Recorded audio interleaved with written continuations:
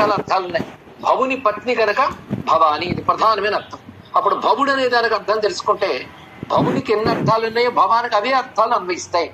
ఎందుకంటే భవుని శక్తి భవాని. సూర్యుని కాంతి అన్నప్పుడు సూర్య లక్షణాల కాంతికి, కాంతి లక్షణాలు సూర్యునికి ఉన్నట్లే భవుని శక్తి అన్నప్పుడు శక్తి లక్షణాలు ఆ శివుల్లో ఉన్నాయి, శివ లక్షణాలు శక్తులు ఉంటాయి. రెండు అభేదం కదా. అందుకే భవం అనే మాటకు అర్థం తెలిస్తే భవం జీవన రూపం జలం అప్యాన ఇది జీవ ఇది భవాని అన్నారు.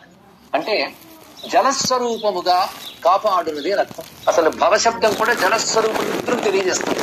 ఒక జలం ఎలాగైతే తాపాన్ని దాహాన్ని పోగొట్టి జీవింపజేస్తుందో జలానికి జీవనం అని కూడా పేరున్నదండి.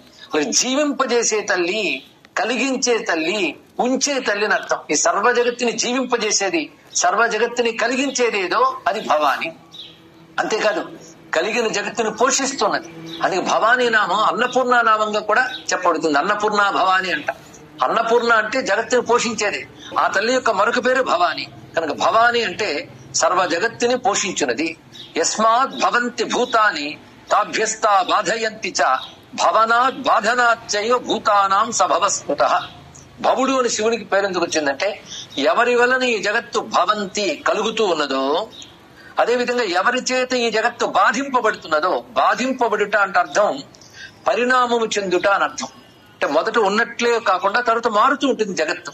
ఈ మార్చడాన్ని బాధ అంటారండి. బాధ అంటే దుఃఖం అని అర్థం కాదు, ఇక్కడ మార్పు చెందించుట అని అర్థం. ఇక్కడ సృష్టిని కలిగించడం, సృష్టిని మార్పు చెందించడం ఏ పరమేశ్వరుడు చేస్తున్నాడు ఆ పరమేశ్వరుడు భవుడు అని పేరు. దీన్ని బట్టి భవుడు అనే మాటకు అర్థం ఏంటి?